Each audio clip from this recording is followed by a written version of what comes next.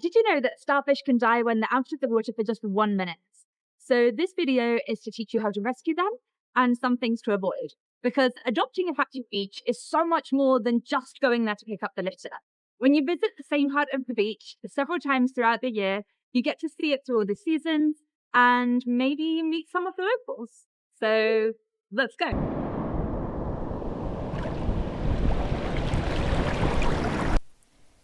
It goes without saying, but obviously don't steal the sea stars. They belong in the ocean, not your house. If you really want a decoration, buy one of the beautiful wooden carved ones, and then you won't have to feel like a murderer every time you look at it.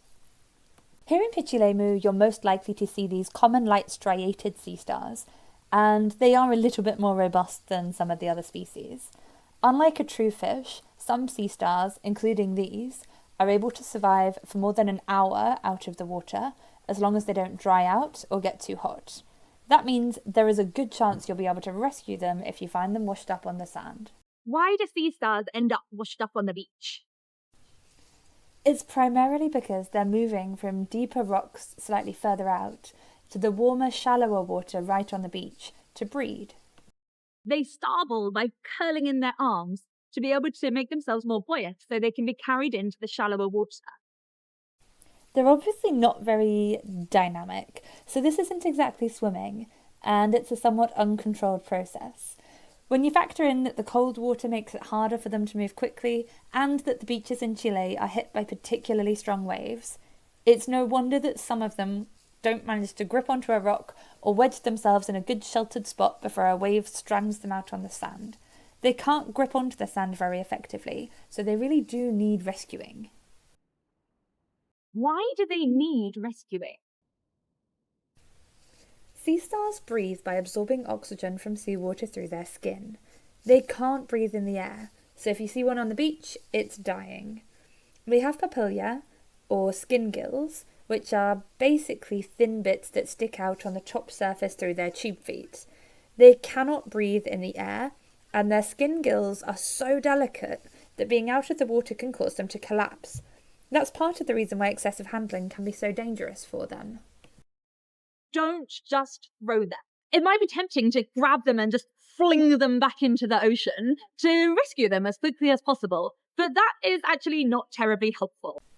The chance that they'll land somewhere suitable to hold on and manage to get a good hold before the next wave hits them is really, really slim.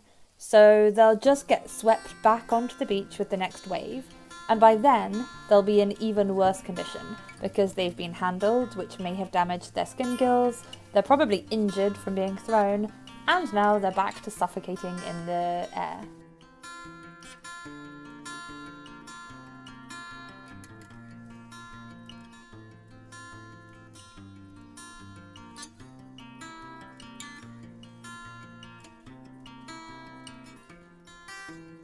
So, what should I do?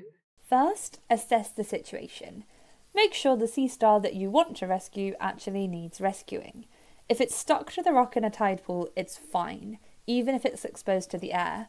Trying to pull it off the rock will damage its skin gills and its tube feet and is definitely not a helpful rescue. Second, make sure your hands are clean. If you have sunscreen on your hands and you touch a sea star, you'll block its skin gills and it will still suffocate even when it's back in the water. Third, minimize contact. The ideal method is to use a bucket or to scoop up sand underneath the animal to gently lift it and avoid handling it directly if possible, because your fingers will damage its gills even if you're being really gentle. Finally, return it to the water. Put it on a rock somewhere in the water where it can hunker down to survive the next breaking wave. Ideally, put it near the other sea stars so that it can breed, because we are in their breeding season right now. Why should I care about sea stars? They're amazing! Sea stars are considered a keystone species.